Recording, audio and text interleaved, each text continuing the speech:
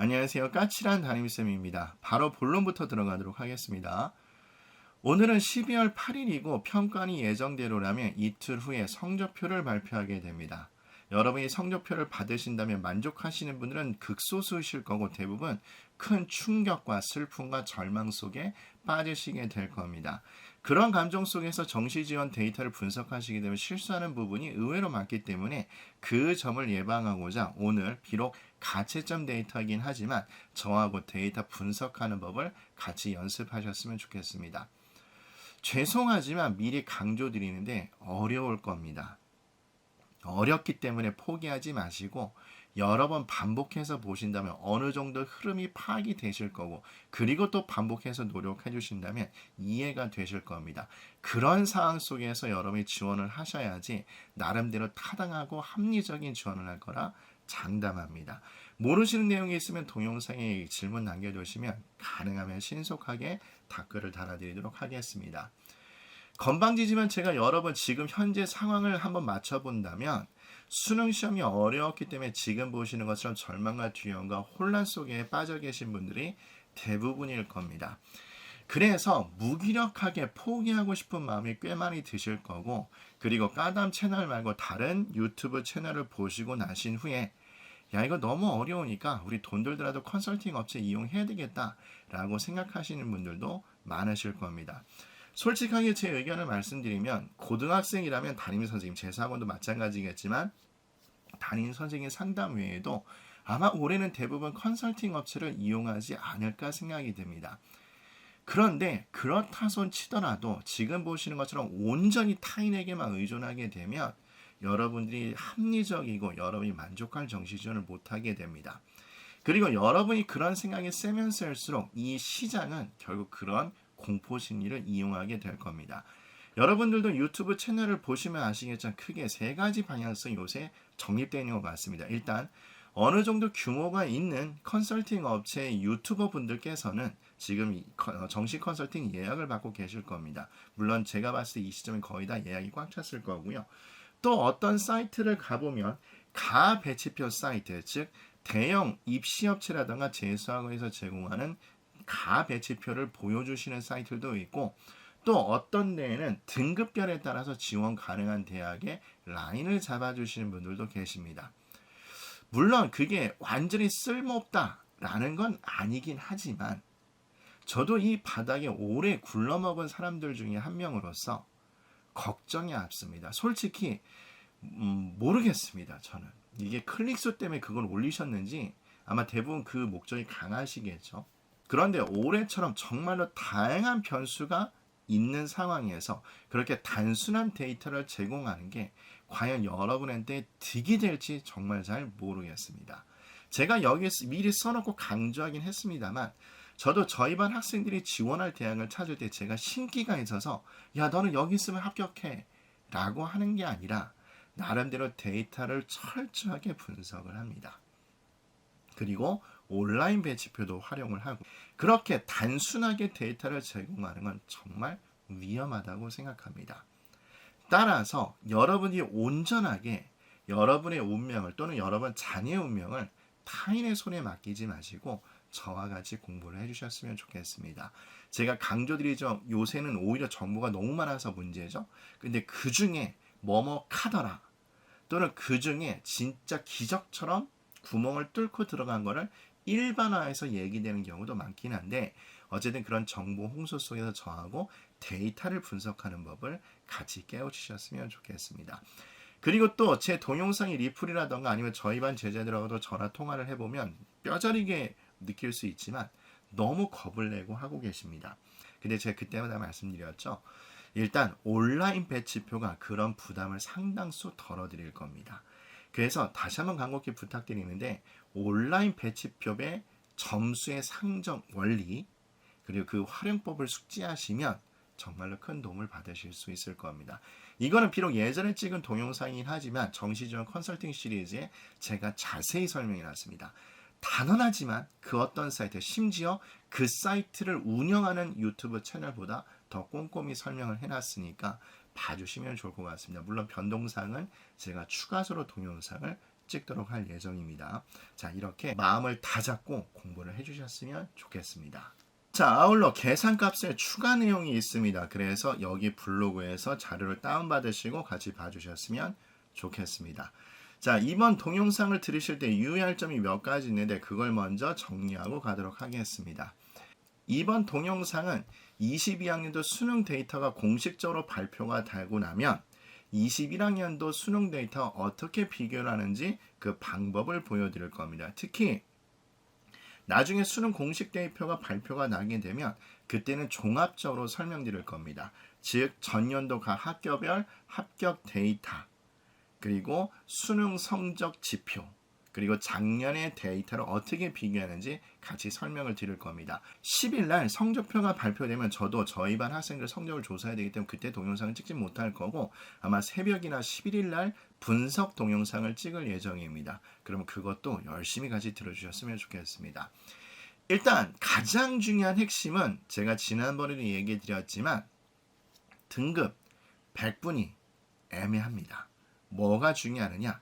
누적 100분위에 따른 인원이 중요하게 됩니다.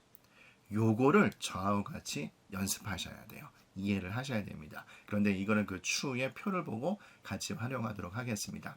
또 지난번에 얘기 드렸던 것처럼 선택 과목에 따른 데이터 해석과 적용의 어려움이 증가했는데 특히 수학이 난리였죠.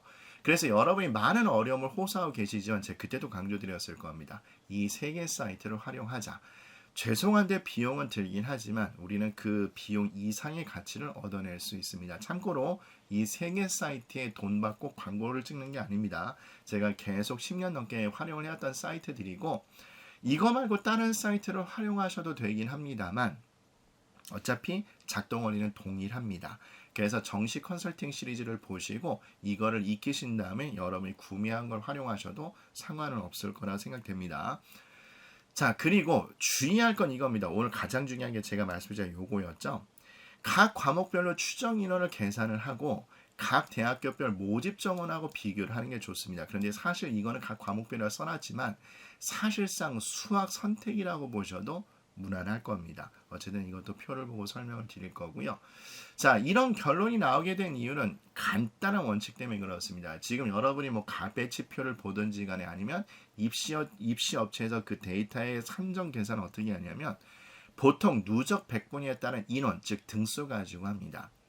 표준 점수가 높게 형성이 됐던 낮게 형성이 됐던 등급이 어떻게 되던 또 표준 점수 1점당 동점자가 몇 명이 있던 그거보다는 결국 대학교 네임밸류에 따라서 등수에 따라 들어간다고 보시면 됩니다. 쉽게 설명드리면 스카이, 서성한, 중경외시가 있으면 학생을 그냥 100명이나 가정했을 때 수능을 본 학생이 1등부터 10등까지는 그냥 스카이를 가는 거고 11등부터 20등까지 서성한을 가는 거고 21등부터 40등까지는 중경외시를 간다고 보시면 돼요.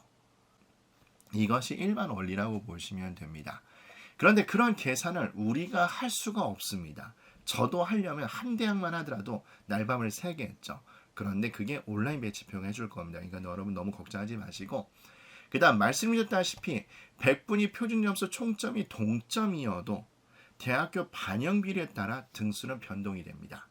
그래서 대학 지원할 대학에 유불리가 있다는 것이 이런 뜻입니다. 그래서 제가 앞부분에도 찢는 소리 했습니다만 단순하게 가배치표를 제시해 주는 건 위험성이 큽니다. 왜 그러냐면 여러분이 결국 내 점수가 이 정도인데 여기 지원하면 되겠는데 라고 막상 계산기를 돌려보면 환산 점수로 하면 안 되는 경우가 많기 때문에 그렇습니다. 그래서 이걸 좀 명심하셔야 될 거고요. 자, 그렇다면 방금 말씀드린 대학교 환산 점수라는 게 뭐냐? 이걸 의미합니다. 표준 점수가 됐던 100분위가 됐던 상위권 대학 입장에서 보면 1%가 됐던 1점이 됐던 동점자 수가 너무 많습니다. 또 탐구 과목도 선택 과목에 따른 유불리가 너무 커지게 될 수 있죠. 따라서 100분위 1% 표준 점수 1점 간의 동점자 수를 떨어뜨리고 또는 선택 과목의 유불리를 최소화하기 위해서 대학들이 나름대로 만든 점수라고 보시면 됩니다. 근데 이것도 우리가 계산할 필요 없습니다. 의의도 이 정도 생각하시면 돼요. 자, 그리고 중요하다고 말씀드린 게 이제 이거였죠. 인원 산정된 것은 이제 제가 데이터를 통해서 보여드릴 건데, 자, 제가 이거 지금 혼자서 활동을 하고 있기 때문에 여러 입시업체에서 발표한 데이터를 제가 다 표로 만들고 계산기를 두들겨보고 계산을 한 겁니다. 자, 그런데 입시업체마다 기준이 좀 다 다르시더라고요. 어떤 데는 예체능을 포함하신 데도 있고, 물론 예체능을 제외하고 계산을 했을 겁니다. 나중에는. 그리고 중복 인원수가 있을 수 있습니다. 예를 들어서 스카 인원수가 나와 있는데 거기에 의치한수 인원도 포함이 돼 있을 수 있잖아요. 그래서 그런 인원수가 중복이 될 수 있고, 또 어떤 업체에서는 한국외대 자연계를 뺀 데도 있고 넣은 데도 있고, 또 어떨 때는 숭실대 같은 경우도 특정 학과가 문이과를 구분하지 않고 통으로 뽑는데 그 인원도 애매하고, 그 다음에 여러분 아시다시피 경희대라든가 성균관대라든가 아니면 건국대라든가 동국대처럼 지방 캠퍼스, 분리 캠퍼스, 이것도 또 종류가 다르죠. 이런 거, 또 통계를 잡을 때 인원이 미확정된 것까지 돼서 인원수가 차이가 있을 수 있을 겁니다. 그러니까 오차 범위가 분명히 있다는 점도 명심하시고 이 동영상을 봐주시면 좋을 것 같습니다.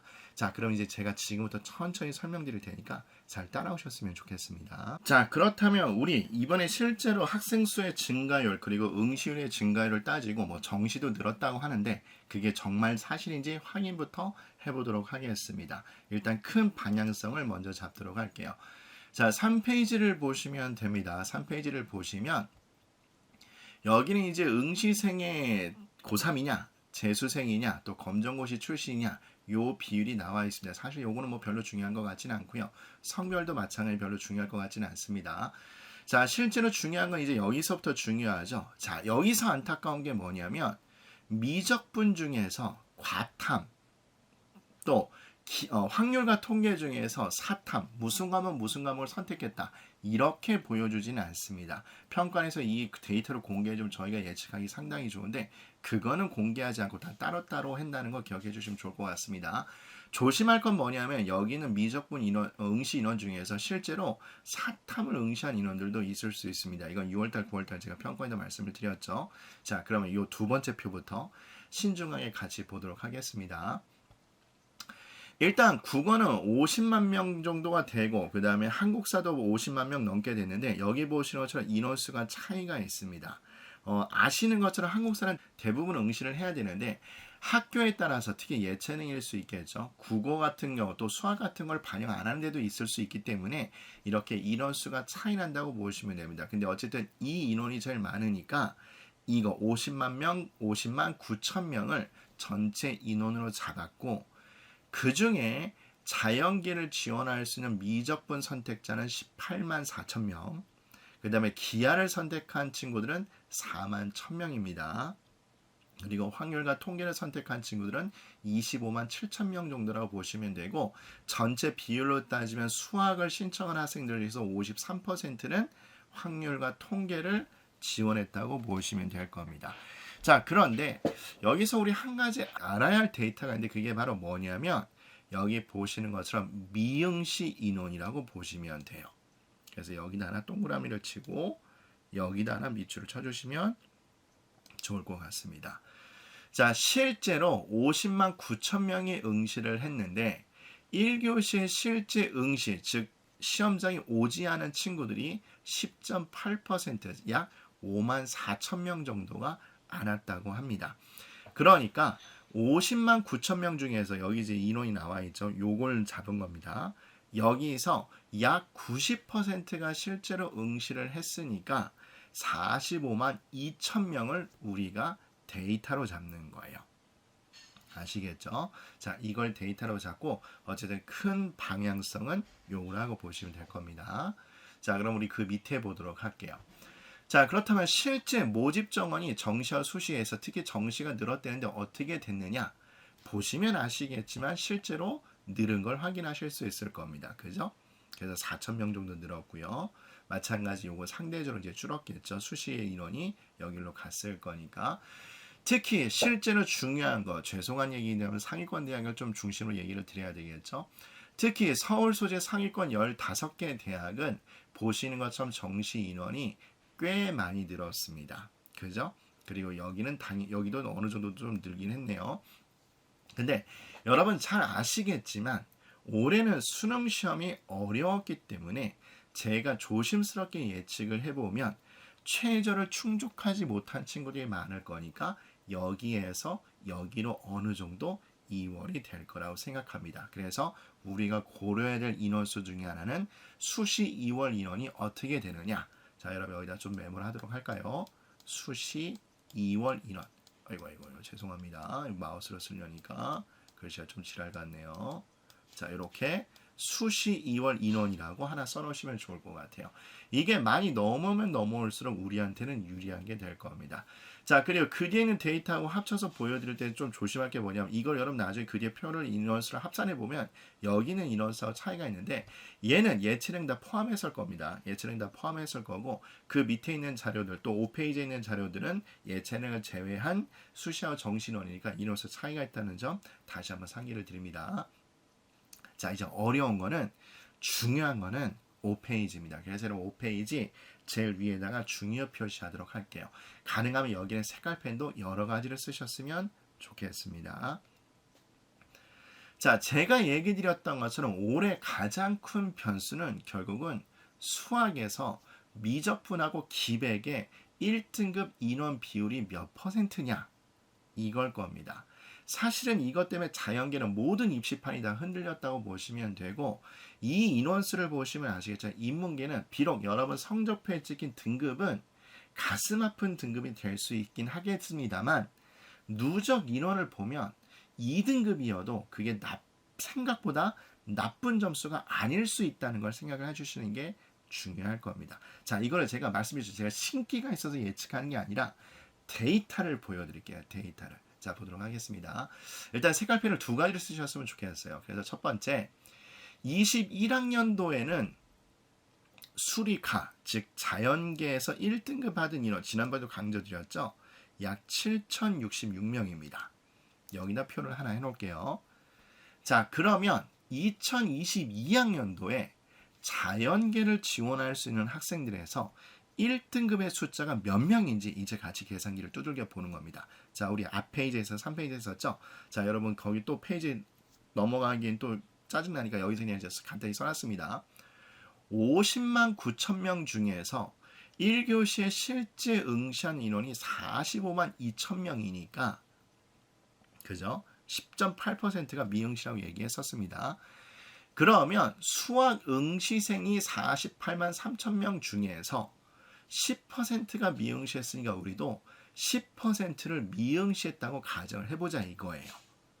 이래야 우리가 타당한 추론을 할 수 있겠죠. 다시 한번 수학에 응시한 인원이 48만 3천 명 중에서 국어에 응시한 인원이 10.8%니까 우리는 좀 10%라고 하는, 선생님 왜 11%, 10.8%라고 안 해요? 말씀드리지만 좀 계산을 짜게 잡고 지금 높게 잡으면 높게 잡을수록 우리한테 나중에 유리합니다. 이건 제 말을 믿으시면 돼요. 10.8% 인원을 잡아서 하는 것보다 10%가 인원수가 더 적겠죠. 그럼 그 적은 숫자로 추론을 해야지 우리가 나중에 더 유리해져요. 이건 그냥 선생님 말 믿으면 돼요.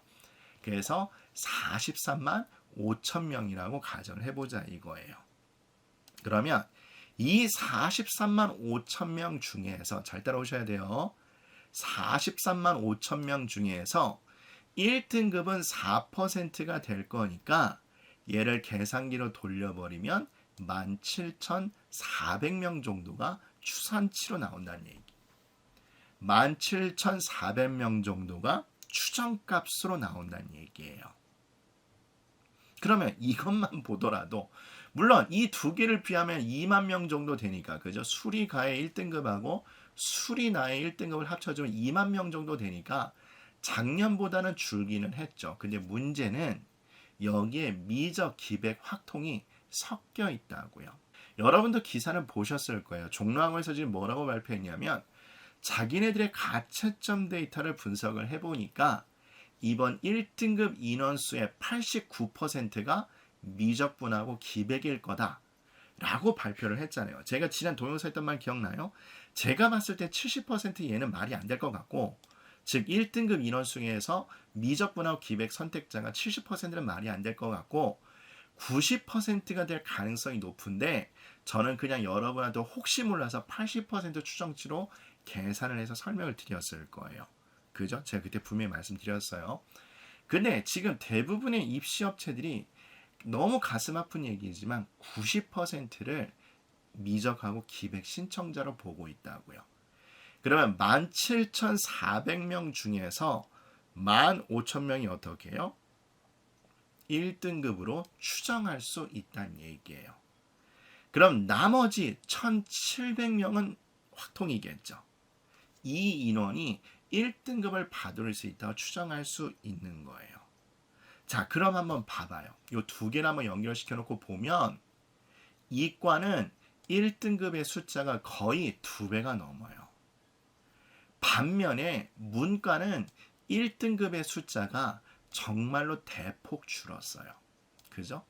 어떻게 보면 10분의 1로 보여도 되는 거잖아요. 제 계산기 요건 안 두들겨 봤지만. 그래서 문과 학생들은 물론 교차 지원의 변수는 분명히 있긴 한데요. 그건 제가 나중에 또 동영상을 찍을 거니까 제가 봤을 때는 수학의 2등급이 찍혀도 충격량이 생각보다 덜할 수 있어요. 위험한 발언일 수 있긴 한데 2등급이어도 100분위가 좋은 2등급 문과 학생이라면 어느 정도 상위권 대학을 지원할 가능성이 다분히 있을 수 있어요. 그러니까 제발 문과 학생들은 성적표를 받으면 성적표 보고 실망만 하지 말라고요. 데이터가 보여주고 있잖아요.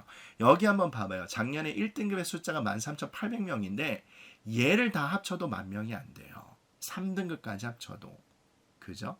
이걸 명심해 주시면 되고 단 자연계는 비상이죠. 왜? 7,000명이 1등급이 무려 2배가 넘게 했어요. 작년에 나머지 등급은 제가 얘기 드리면 논란의 여지가 될 수 있으니까 성균관대 공학만 얘기 드리면 성균관대 공학은 92%, 93%까지도 합격이 돼요. 2등급이잖아요. 그런데 위험한 발언, 제가 왜 위험한 발언이라고 하냐면 90% 초반이어도 탐구와 국어 점수에 따라서 이게 합격되는 경우가 성균관대 공학에 분명히 있었어요. 근데 어쨌든 그렇다 손 치더라도 서성한 가려면 그래도 2등급 안에는 들어간다는 얘기가 될 건데 그래도 위험해졌다는 얘기예요. 1등급을 받아도. 왜? 이거 합쳐도 18,000, 19,000명 정도인데 이거 하나만 15,000명이잖아요. 그래서 자연계 학생들은 어쩔 수 없이 컨설팅 업체를 이용할 수밖에 없어요. 제가 봤을 때는. 데이터 적용을 짜게 하셔야 돼요. 그래서 이렇게 여러분을 겁을 주고 대부분 컨설팅 업체들이 영업을 시작을 하실 거라고요. 근데 어쨌든 이렇게 받아들이고 어쨌든 분석을 하셔야 돼요. 다시 한번 볼게요. 계산 다시 들어갑니다. 반복해서 설명드리는 약속드렸죠. 실제 응시생 50만 9천 명 중에서 10%가 미응시 했으니 10.8%가 미응시 했으니까 45만 명을 잡는다면 이 중에서 요 중에서 수학을 신청했던 응시생 숫자가 48만 3천 명인데 얘도 10%를 안 왔다 가정하면 요 인원 43만 5천 명 중에서 4%가 1등급이니까 17,400명. 그 중에 90% 제가 말씀드렸죠. 종락은 89%를 잡았는데 짜게 잡자고요. 그래야 우리가 나중에 유리해요. 그래서 90%가 1등급이라 가정을 하면 15,600명이 1등급의 숫자인데 근데 이것만 보더라도 작년 1등급의 2배가 넘는다. 자, 그래서 수학이 1등급이라고 해서 막연히 1등급이라고 착각하면 안 된다고 했어요. 특히 재수생 여러분들은 나 1등급 맞았어. 드디어 재수 성공이다. 이러시면 절대 안 된다는 얘기예요. 까딱하다가는 1등급 받아도 계산상으로 보면 작년에 3등급 초반 점수가 나올 수 있는 거예요. 꼭 기억을 해주셔야 될 거예요. 자, 어쨌든 인원수는 이렇게 돼요. 자, 그러면 이거 가지고 우리 단순하게 계산해 보도록 할게요. 뭘 계산해 보느냐? 자, 여러분들 요거 있잖아요. 요거를 우리 좀 짜증나더라도 요거를 요 인원수에다가 연결을 한번 해주세요. 여기다 이렇게 연결하는 거예요. 물론 여기에는 정시 인원만 포함된 겁니다. 여기 수시 이렇게 뺐죠. 여기는 정시 인원만 포함을 해놨는데 이게 변수가 너무 많으면 우리가 또 계산하기 힘들어져요. 그래서 이렇게 생각해요. 수시 어쨌든 그거 인원수 빼고 작년에 7,000명 1등급이 서울 소재 상위권 15개 대학 5,000명을 가지고 싸움을 했다. 이렇게 생각을 하시면 돼요. 아셨죠? 자, 그런데 올해는 15,600명이 몇 명 가지고 싸워요? 여기 보시는 것처럼 7,500명 갖고 싸움을 하셔야 돼요. 이게 여기에 여러분 낚이시면 안 돼요. 정시 인원이 33%가 늘었다. 말했지만 통계 숫자는 거짓말하기 좋다고요. 이 비율만 보더라도 33% 는 게 아니라 이 인원이 2배가 1등급이 넘었기 때문에 여기는 벌써 피 터지게 돼요. 노골적으로 냉정히 말씀드리면 1등급만 가지고도 서울 소재 상위 15개 대학은 다 얘네가 싹쓸이 한다는 얘기가 될 거예요. 의대 빠졌잖아요. 의대 포함시켜봐요. 그래도 그렇다는 얘기예요. 의대가 2,600명이니까 전국에 있는 의치한 수약이. 그래서 의치한 수약 제가 말씀드렸죠. 여기 중복 인원이에요. 어차피 중복 인원. 그래서 약 8,000명에서 9,000명의 학생이 15,000명이 다 독식을 할 거라고요. 그래서 자연계 학생들은 전략을 짤 때 조심하셔야 돼요. 반면에 자 이제 우리 색깔을 바꾸고 이제 지우고 볼까요? 자 이제 인문계 학생 잘 들어야 돼요. 인문계 학생은 여기 보시는 것처럼 1등급의 숫자가 13,000명인데 봐봐요. 10%가 1등급일 거 아니에요. 만약 그 추정치가 맞다면. 그죠? 그 다음에 2등급이 3,000명이잖아요. 추정치가 맞다면. 근데 이 두 개 합이 4,700명이라고요. 그래도 얘하고 이게 비교가 안 돼요. 3등급까지 합쳐도 얘보다 적어요. 그잖아요. 따라서 인문계 학생들은 수능, 수학 등급에 현혹되지 말고 누적 인원수를 보고 지원하는 게 중요하다는 얘기예요. 이 놈을 명심하셔야 돼요. 이게 여러분 데이터를 갖고 분석하는 가장 큰 이유 중에 하나예요. 그러면 제가 자연계 학생들한테 너무 겁만 줬잖아요. 인문계 학생들의 희망은 보일 거고 물론 교차점의 변수는 제가 나중에 얘기를 하겠지만 이거를 그래서 좀 더 세분화시켜서 분석해 보도록 할게요.